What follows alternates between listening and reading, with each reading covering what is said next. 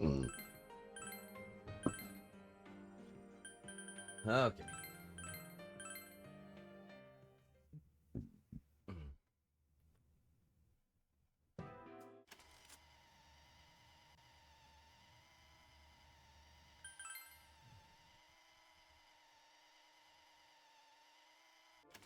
A Katatsu? We gotta skip all this crap. Hmm.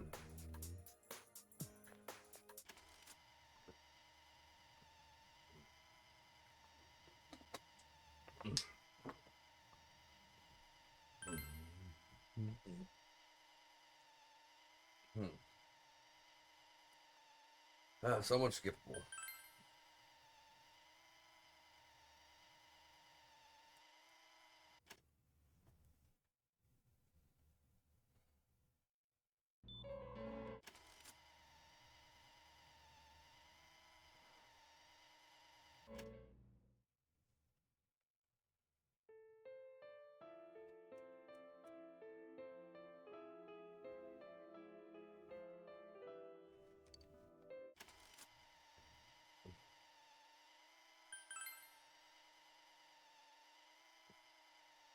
I'm feeling fire amp naturally. Okay.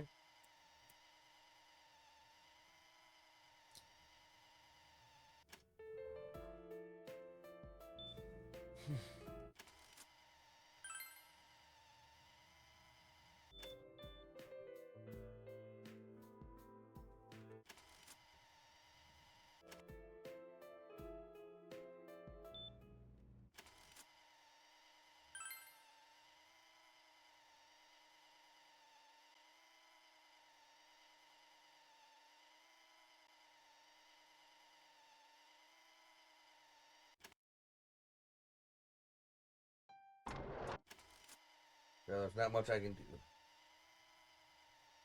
Freaking these cutscenes are crazy, crazy long.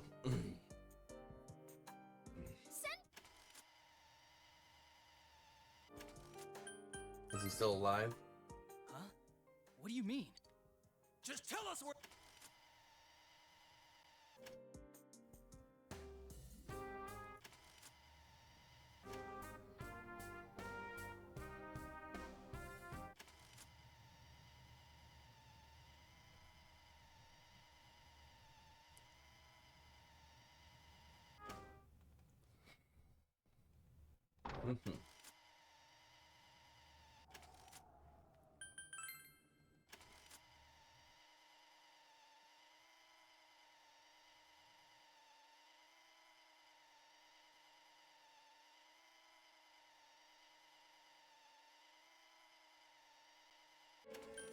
Wait a second here.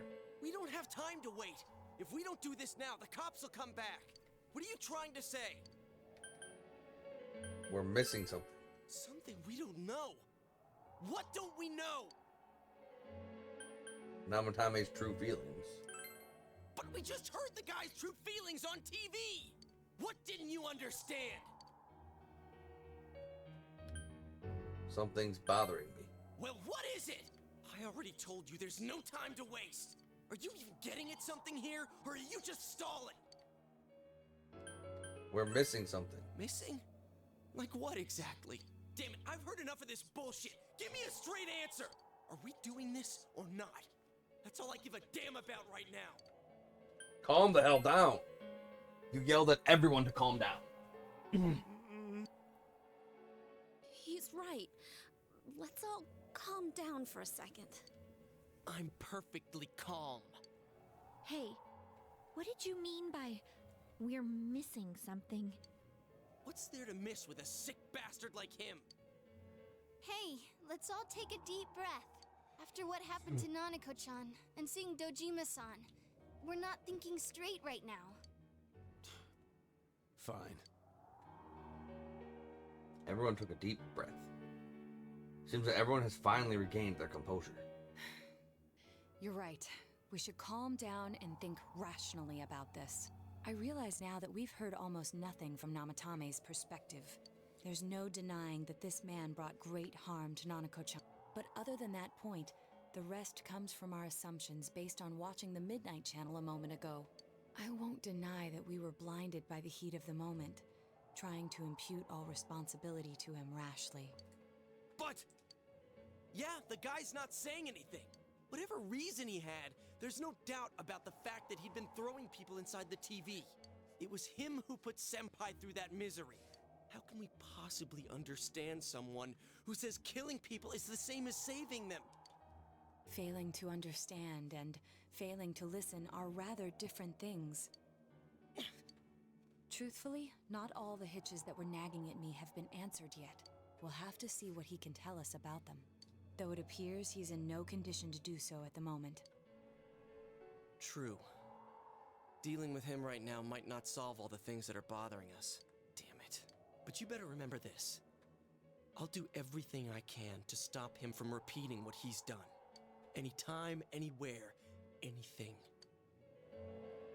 Let's just think for now. Jeez, how the hell can you stay so calm, man? Then again, that's why you're our leader. All right, let's go ahead and think this through as much as we need. If we leave any unanswered questions behind, we'll just be lying to ourselves. Yeah, that ain't gonna cut it. All right, I'm convinced. Thank you. I'll think as hard as I can and try to help. We all know how you feel, Yosuke. Come on, we've accomplished this much together, haven't... Right. Together. Yeah, you're right. Sorry. And The case has taken a sharp turn, and the investigation team is now one step closer to the truth. It seems that you will go on with your friends to solve another mystery.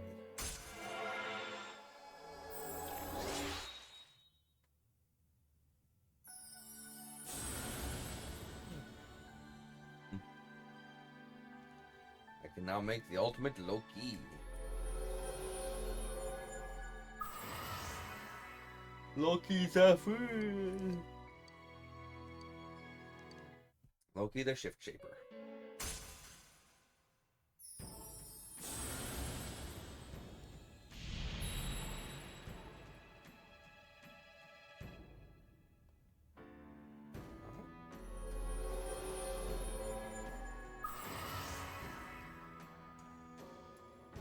To establish the seekers of truth, so forth. Hey, you guys? What are you doing? You can't be in here. Oh, crap! We were keeping an eye on the suspect. The police officers outside seem to have their hands full helping Dojima-san. If Namatame were to escape, it would be a disaster for the police's reputation. And their trust in you, Adachi-san. Got him, Naoto. Oh, I see. We'll tighten security from now on, and I'll arrange for him to be transported out as soon as possible. So, if you guys can keep quiet about being in here, I'd really appreciate it. No problem, Adachi. How is he, Doctor? He seemed to be extremely agitated a moment ago. He seems fine for now, but he really needs his rest. Outside, everyone. Doctor's orders. Understood. we should go too. Let's get back to Nanako-chan's room.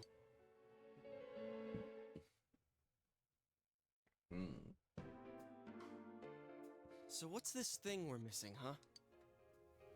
To tell the truth, there's something that's bothering me too. Why did he start killing people in the first place?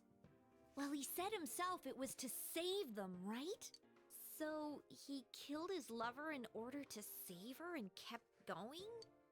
The police speculated the first murder was related to the affair, so they called in Namatame for questioning. But everything in his testimony and his bearing, no matter what they looked at, they found nothing suspicious. If he truly is twisted enough to believe that murder is a means of saving people, I think that would have shown through. Maybe he faked it real well. Or maybe he started out with a normal motive and got a taste for killing after the first time. No, if that were the case, his motive for killing that announcer would be even more inexplicable. Namatame and his wife were separated at the time. Both Misuzu Hiragi and himself testified that she had discarded him. Hiragi also knew about Yamano beforehand, and Namatame was shocked to hear of Yamano's death. Their relationship was known and was not strained to the point of murder. There's simply no motive in the affair angle. The police invested a great deal of effort into investigating this point. Therefore, we have no convincing motive for Namatame to kill Mayumi Yamano, although her name was written in Namatame's own diary. Yes. His reason for killing her. It's still possible that he was crazy to begin with and no one realized, right? But we elected him. I don't really get any of this. Oh, this is so confusing! Hey, we could hear you in there. This is a hospital. Maybe you should quiet down a little. Maybe you should shut up. Oh, there you are, all of you. Please come with me immediately. Huh? What's going on? What are you waiting for? Hurry, go!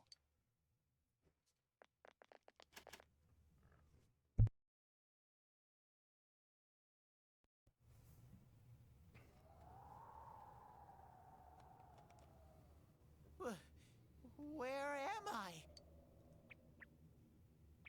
You've been a very bad bear, Teddy.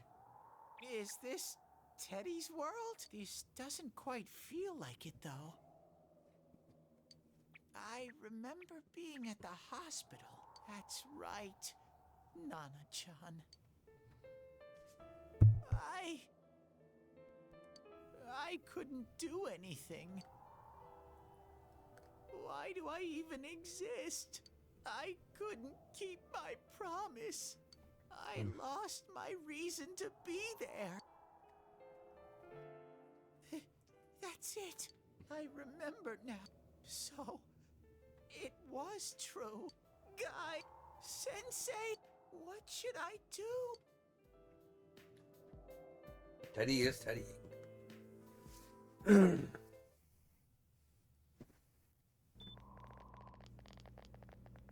Oh, there they are. Nanako-chan came around. Huh? What did you just say? She's okay. Nanako-chan's alive? She's okay. Are you serious? It's very rare to be resuscitated after one's heart and lungs fail, but it does happen. But until I know why she collapsed in the first place, I can't say for sure how well she'll recover from here on. Still, Nanako-chan's a fighter, and she's trying desperately to stay alive. So this isn't a joke? You're actually telling the truth? Nanako-chan. Oh my god. This is amazing! Miracles do happen. I'm so glad. I didn't know what I was gonna do. Come on! Stop crying, you two! You all should go home for the night. The hell? I'll speak with Dojima-san tomorrow about Nanako-chan's treatment. It's rather chilly outside. If it starts snowing, be careful not to catch a cold.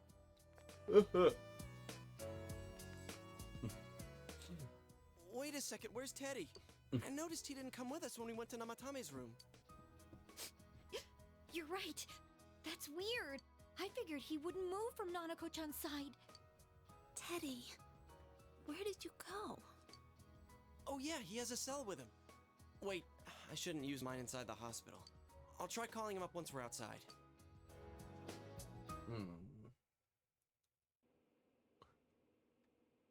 Nanako's fighting hard to survive. You must wait and believe that she will recover. Oh, there you are. I forgot to tell you. Don't pull that again, okay? You can't just meet with the suspect like that. Anyway, I came to give you an update on Dojima-san. His wounds opened up a little, but he's treated now and he's fast asleep. Thank you. He'll be alright. Don't worry. Knowing him, by this time tomorrow, he'll be on his feet and yelling at people again. Don't tell him I said that. Correct. Anyway, I heard Nanako-chan's on the road to recovery again. You guys were being so dramatic that I got really worried. But this is good news. She'll be well again in no time. By the way, you're all alone at the house now, right? Well, enjoy your freedom while you can. Dojima-san and Nanako-chan will be back soon after all. Yes. You sense Dachi's concern for you.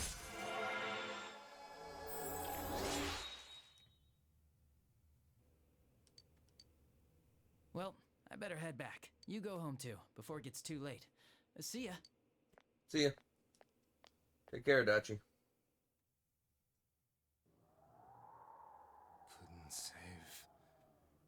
couldn't save. Why, Mayumi? And that girl, too. I couldn't save them. Huh? What's the matter? Feeling guilty all of a sudden? Sheesh.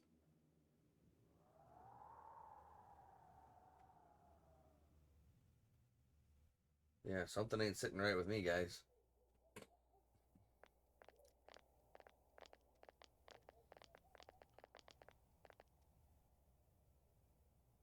I can't reach him. Did that stupid bear forget to charge the battery? We took a quick look around the hospital, but there's no sign of him. I wonder where he went. It's snowing. Oh, it's snow. It is December. Hey, you're right. Wow, it's been a while since I last saw real snow. It doesn't look that pretty, though, because of this fog. I guess this makes it the first snow of the year. It's freezing. Let's go home. Hey, Yosuke, if you find Teddy, don't forget to contact us, alright? I know. Let's meet up at the special headquarters tomorrow.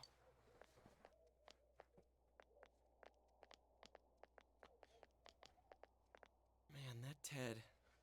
I hope he just went back home by himself. He's probably fine. But I'll hurry home just in case. Well, see you tomorrow.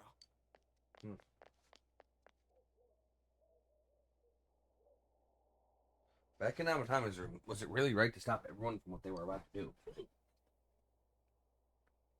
For now, you have no way of knowing. You remember that your cell phone has been off this entire time since you were at the hospital. There seem to be no messages. You should go home before you catch a cold.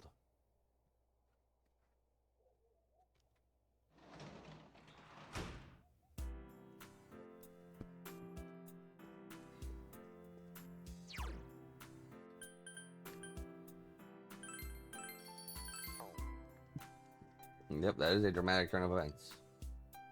And that's what happened in Namatami's hospital ward. The snow that started to fall and the fog that won't disappear. What lies ahead from here on? You feel very tired. You should hurry up and get some rest for today.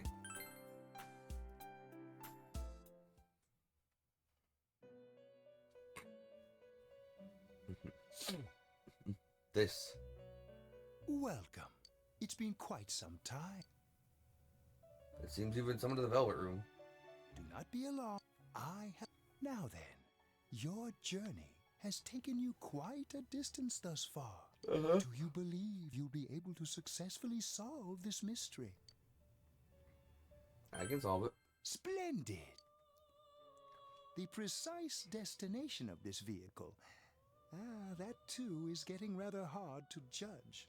If we continue driving blindly, we may end up leading you further away from the mystery that you must reach. Well, why don't we take a moment to look back on your journey? It was for that purpose that I summoned you here tonight. Margaret?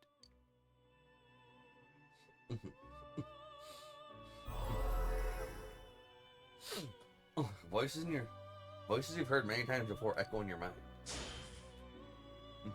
What's right? What you should choose to do in life? We are experiencing the words engraved into your memory during your journey. Failing to understand and failing to listen are rather different things. Alright, let's go ahead and think this through as much as we need. If we leave any unanswered questions behind, we'll just be lying to ourselves. Why did they bring up Sayoko? I'll think as hard as I can and try to help. Come on, we've accomplished this much together, haven't we? Right. Together. And it seems you have comrades with you as well. Those heading in the same direction through this dense fog. Fog's letting up. It seems like the car has stopped moving. We'll be parked for the moment while I confirm our current heading. As I mentioned previously, this year will signal a great change in your life. Though there isn't much time left, it can be worth your while to take the time to stop and reflect. People are like water flowing in a river. There is only one stream, but all who pass through it are affected differently. Some travel fast, Some changed their course, experiencing countless events as they travel down the river of time. Just so. The state of this room reflects the scenery of your heart. Do it now. Perhaps this may be a time for contemplation rather than action. You can hear something in the distance.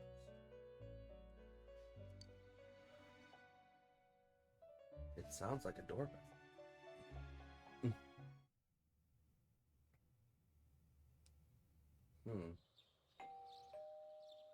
It seems that you've been sleeping until now. You hear the doorbell ring. Someone seems to be at the door.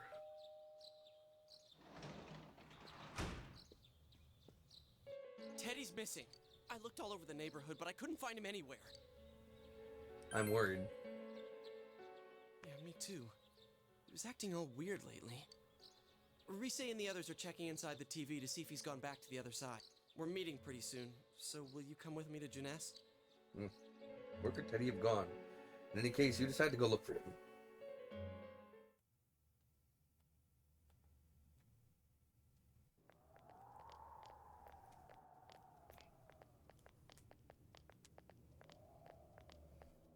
It's no use, man. We can't find him. No luck for me either. I didn't sense anything over there. The fog's so dense it might be affecting my readings. I wish I could do better. I'm sorry. That Ted. Don't tell me he really went back to his world this time. We told him over and over that he could stay here. You recall the mysterious dream that you had last night. This may be a time for contemplation rather than action. This is what Igor said, but... let's think about this. I guess that's all we can do right now. He plays dumb a lot, but he's attached to us deep down. He wouldn't disappear without saying anything, right? I'm worried for Teddy myself, but let's trust in him and await his return. Right now, we must concentrate on the case. It won't be long before Namatame is transferred to another location. We must hurry, or we will miss our only chance to get his perspective on this. You know, I've been thinking about the case since, but something just doesn't seem right. Let's quickly review the facts. Of all the victims, only 2 were killed. Miss Yamano the announcer, and Saki-san. From the documents we found in the car, we know Namatame had some sort of dealings with them. After that, there were multiple attempted murders in which we were targeted. It was only when he took Nanako-chan that we caught him in the act, identifying his modus operandi in the process. When I hear you put it like that, sounds like the dude's guilty. As a result of Namatame's arrest, the police admitted that Mitsuo Kubo was a mere copycat killer. Back up to yesterday. Remember when you said Namatame didn't have a motive to kill the announcer? That's what's bothering me. Right. Either he's completely nuts, or we're misunderstanding something. You lost me. She's trying to say that if Namatame is sane, then there may be facts in the case we don't know about yet. Sane or insane? Sounds like a play I saw before. When he talks about saving people, what does that actually mean? I don't think there's any doubt that it includes kidnapping people and throwing them into the TV. Could he mean saving them through death? He did call himself a savior and said that the other side is a wonderful world. So they'll be saved if they die? What a bunch of crap! The bastard should have gone and saved himself. What do you think, Senpai? There's something else. If you think about it normally, it's gotta be him. But there ain't nothing normal about that world anyways. There's something I've been wondering about for a while. When we first encountered him, he said, "You're the ones I saved. Don't worry, I'll save this girl too." So, if he saves people by killing them, did he save us too? Wouldn't he actually have failed to save us? You raise a good point. If he thinks that salvation comes only through death, his words to us make no sense. And another thing, the Namatame who appeared on the Midnight Channel said he failed to save Nanako-chan. Well, maybe he really was trying to save the victims by putting them inside the TV. Come on, don't get all quiet like that. You guys know I just say the first dumb thing that pops into my head. The possibility that he truly intended to save us. But he's still the one who threw in Saki-senpai and that announcer, right? Sure, we haven't nailed down his motives, but that doesn't change the fact that he killed them. Or what? You think someone else was involved? What makes you think so? The possibility of a cult resides in Namatame. Could there be something that proves this possibility? Namatame's diary. But that points straight at Namatame. The warning letter? Warning letter? Oh yeah. Whatever happened to that thing? If Namatame's the killer, he must have been the one who wrote it, right? Let's review them. You recall the first warning letter said, "Don't rescue anymore." And the second one said, "If you don't stop this time, someone close to you will be put in and killed." Yes, that's right. Isn't that kind of odd? Would someone who thinks he's saving people by killing them write stuff like don't rescue or kill? Yeah, and the will be put in and killed part doesn't make sense either. If the killer was writing it, wouldn't it be more like I'll put in and kill? Hey, could this mean... Namatame didn't write it. Yeah, it's almost like someone else wrote this letter. But only the killer would write such a letter and deliver it to Dojima-san's house, right? If someone else wrote it, that could only mean... Dear God. Since this is such an unusual case, I was absolutely convinced that other than the Kubo incident, there was one culprit. So Namatame really was... Everything is exactly the opposite. It all seems to suggest that someone else wrote this warning letter while observing the entire... In Namatame's parlance, failing would have been the first two cases when the victims died.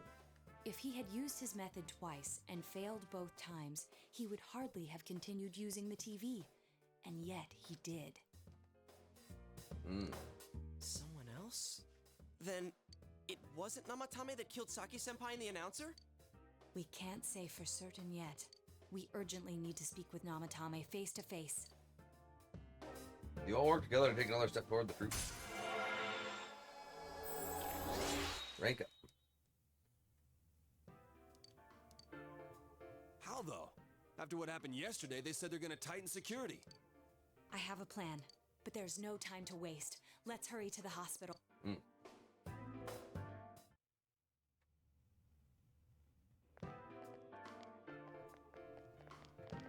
Hey, this place is off limits. I'm a consultant with the police. I'd like a few words with Namatame-san. May I go in? This is Unit 252, requesting confirmation on an ID. Name of Naoto Shirogane. Huh? Ah. Understood. I see. You're clear. Well, you're on the list. I can give you a few minutes, but I'll have to record your conversation with him for security purposes. Not that I expect you'll get anything coherent out of the guy. He's been spouting nothing but gibberish. I'd like him to accompany me as well. He has no identification, but this is an emergency situation, and he's here in Detective Dojima's stead. Huh? Detective Dojima sent him? I wasn't informed of this. I'll vouch for his identity. Well, I guess it's better than dealing with the man himself. We have our hands full with the transport procedures, so the last thing we need is Detective Dojima running wild. Yeah, right. Detective Adachi is busy somewhere too.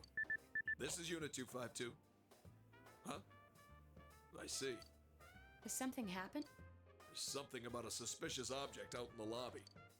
Ah, well then, this works out nicely. You should back up your colleagues downstairs. We'll keep watch over Namatame-san.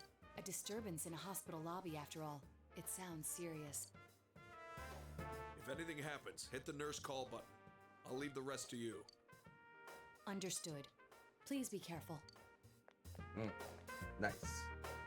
I knew they were undermanned, but I didn't expect it to go this smoothly. Wow! There's nothing much inside that suspicious object, so he won't be gone long. All right, then now's our chance to talk to Namatame.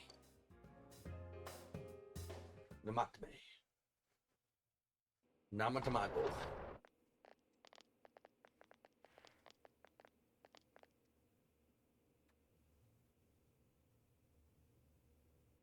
Namatame-san, there's something we'd like to ask you. It's tempting to think that you were the culprit behind this entire case, and to be honest, there are many in this town who hope you are, but we are here to learn the truth. So please, answer our questions Huh? It seems that he understands what you're saying. What should you ask him?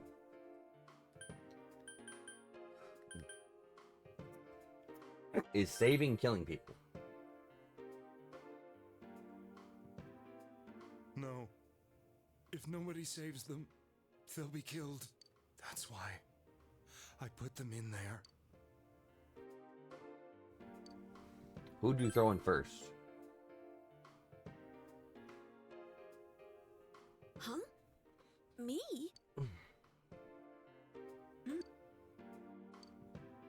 Did you kill those two girls?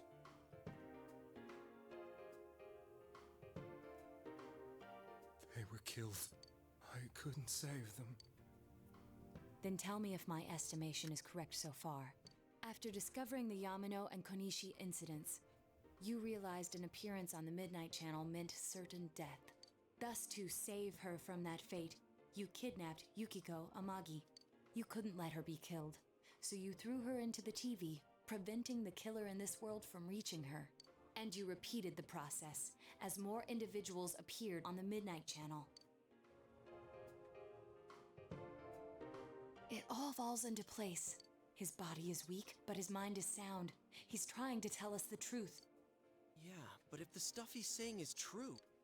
There's another killer who murdered the first two victims? Mm-hmm. Indulge us in a few more questions.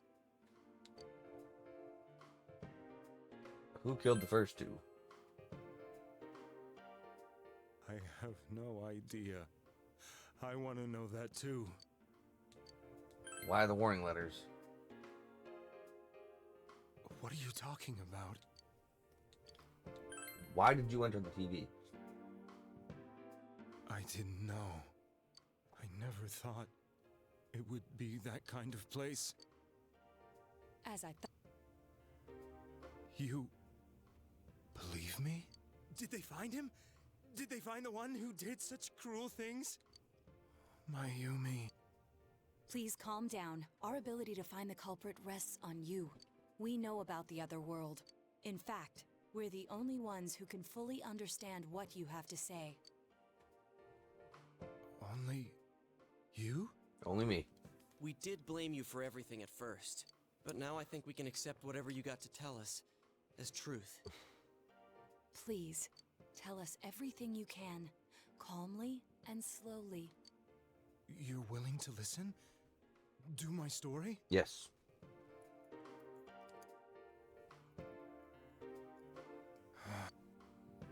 All right.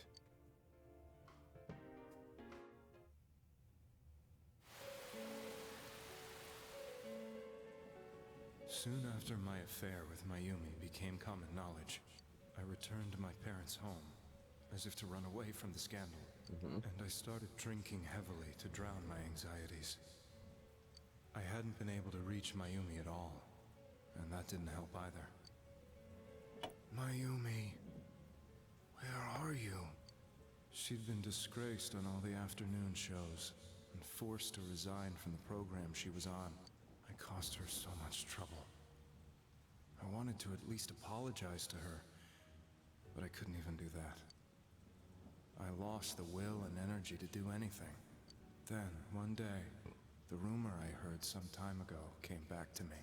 Since I had nothing better to do, I sat down blankly in front of the TV and watched my own reflection. And all of a sudden, there was Mayumi. Mayumi? Is that you? The Mayumi inside the TV looked as if she was calling to me for help. Mayumi? Mayumi! When I reached out unthinkingly to touch her, my arm disappeared into the TV, as if I had dipped it into a pool of water. I was so shocked that I lost my balance and nearly fell face first into the TV. That's not great. I was so scared. I couldn't understand what just happened. I thought maybe, in the end, I decided to think of it as just a dream, and I went back to the city the next day after finishing work. The next afternoon when I got to work, I was fired on the spot, as I expected. That wasn't what broke me, though. was Mayumi. Being found dead. And not just that, but it had happened in my hometown. Now Tommy is casting his eyes downward painfully.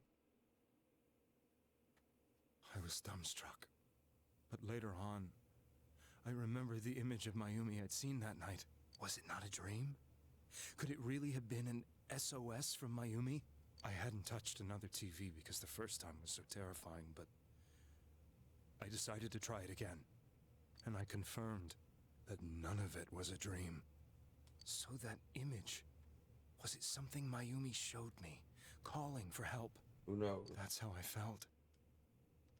And eventually, you learned of the Midnight Channel.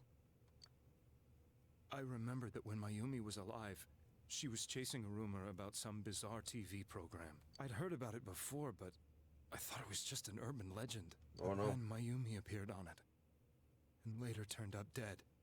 The more I thought about it, the harder it became to believe that the two events were unrelated. Soon after that, I came back to Inaba to answer the police's questions. I'd lost my job, and I wanted to know the truth of Mayumi's death for myself. Then, on another rainy night, someone else appeared on the Midnight Channel. It was a girl. She looked like she was calling for help, just like Mayumi. The first thing that came into my mind was, maybe this girl will be the next to die. And that was Saki-senpai. I'd been following all the news about Mayumi, so I noticed right away that she was the girl who found Mayumi's body. And if my hunch was right, she'd be the next victim. I didn't want her to die the way Mayumi did, so I desperately kept watching. I was consumed with the idea of rescuing her. Then, little by little, her image on the screen came into sharper focus. It became sharper? How did you find out it was her? After I came back, my father couldn't bear to see me in such low spirits, and gave me a job with the family business. I met that girl when I delivered a package to the liquor store.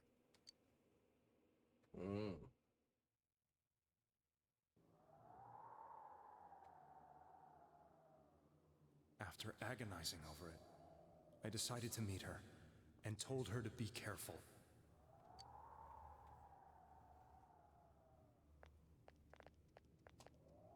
But that same night, on the TV,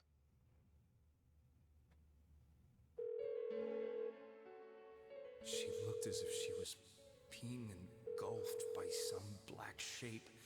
She was writhing in pain. That's why I warned her. Why won't she pick up the phone? Come on, please!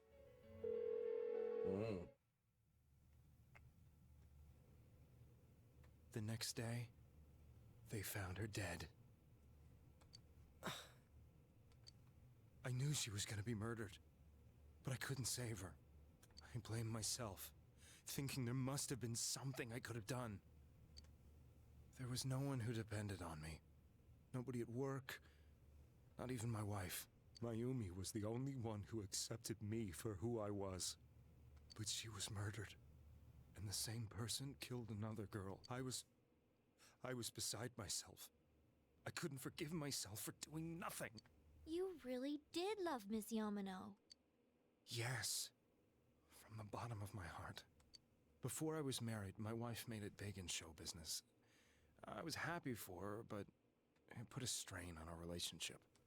I think I can kind of relate. It was around that time when I met Mayumi. She was interviewing our candidate for the next election. She was a big-name announcer, but she only worked with local stations, and her attitude towards work was similar to mine. We both came from Inaba, so she was easy to talk to. I knew it was wrong, but I couldn't help getting intimate with her. She gave meaning to my life. Soon after Saki-san was found dead, yet another girl appeared on TV. That was you. So he was trying to be a regular upstanding dude. She'll be kidnapped next. And murdered. I can't let her end up like Mayumi and that other girl. This time, I'm gonna do something. My opponent was a murderer who left no clues to his identity. I thought hard about what I could do to protect her from someone like that. I'll never convince her. If she gets suspicious and they arrest me, who'll save her then? The girl inside the TV looked as if she was smiling at me. And that's when it hit me. I apparently had the power to go through the TV screen to the other side.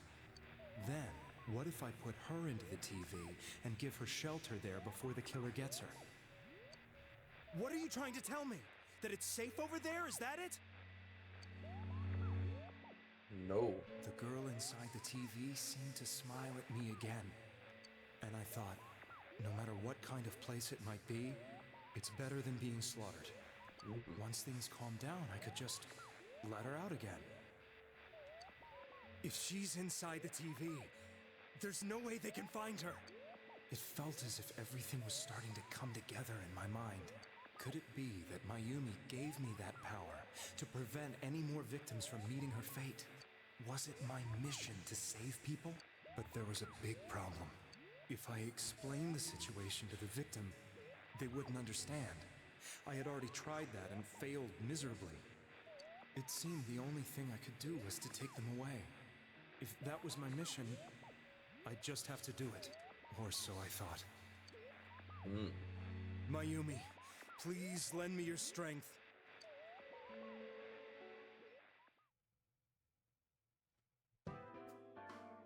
So, since you thought people who appeared on the Midnight Channel would be killed, you kidnapped us in order to save us.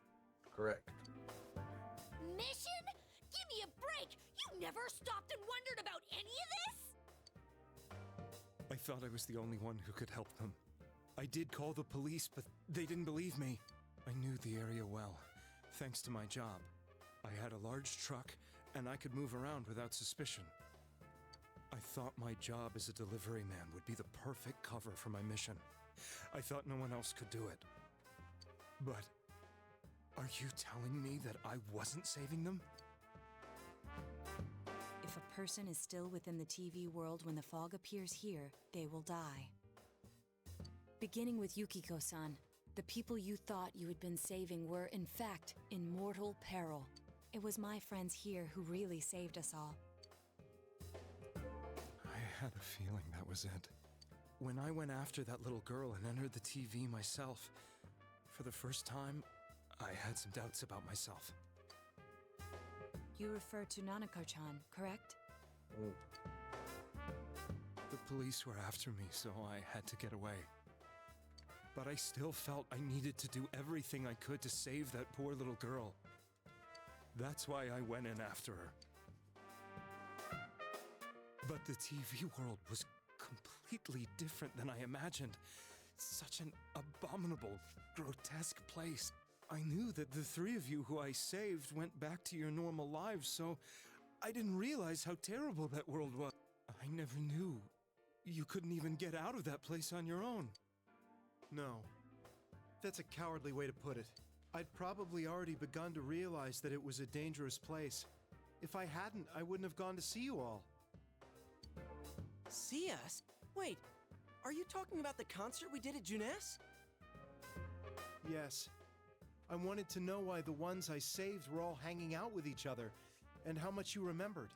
But in the end, I couldn't bring myself to say anything and ran home. I must have felt too guilty. But all the doubts and anxieties I'd been unconsciously suppressing exploded out when I entered the television myself. I thought I was going insane. I probably did. And you know the rest. When I came to, I was lying in a hospital bed. You really were trying to save people. But I ended up doing just the opposite. What a fool. I always wanted to enter the world of politics and become useful to society. But after losing my job and the woman I loved, all I had left was this power. I convinced myself that world was some sort of sanctuary, and I secretly believed myself to be a hero.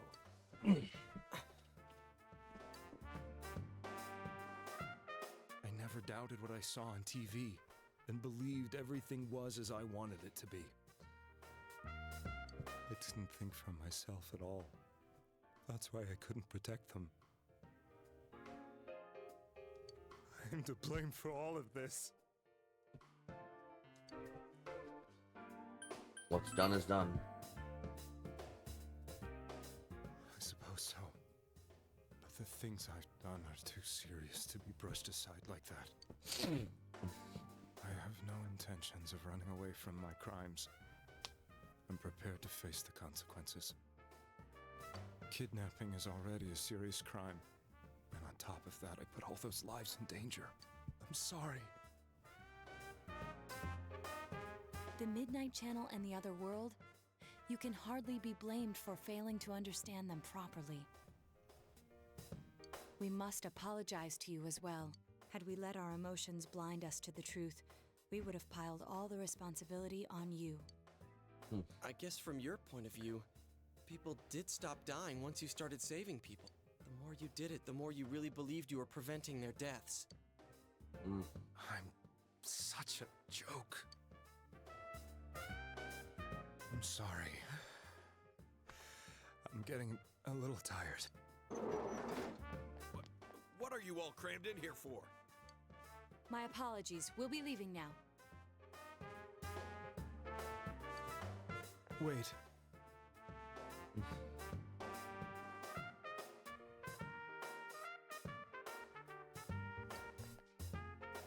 I beg you, please, find whoever's behind this. You children are the only ones who know about that world. That's our plan.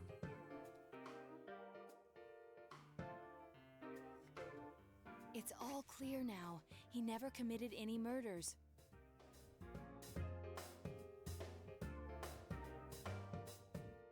It was another party who threw the first two victims into the TV.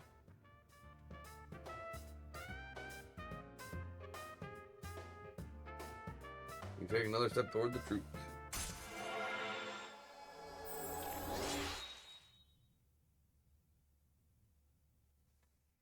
Seekers of Truth, rank 3. Now get out of here! I told you, he's almost ready to be transported. We can't have anything else happen. Sheesh. I better not see you rascals here again. Nope, we got everything we needed. We can crack this case wide open on its head. Nanako-chan looks like she's in pain.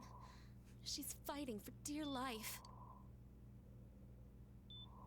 This was the last place we saw Teddy, right? He was so worried about her.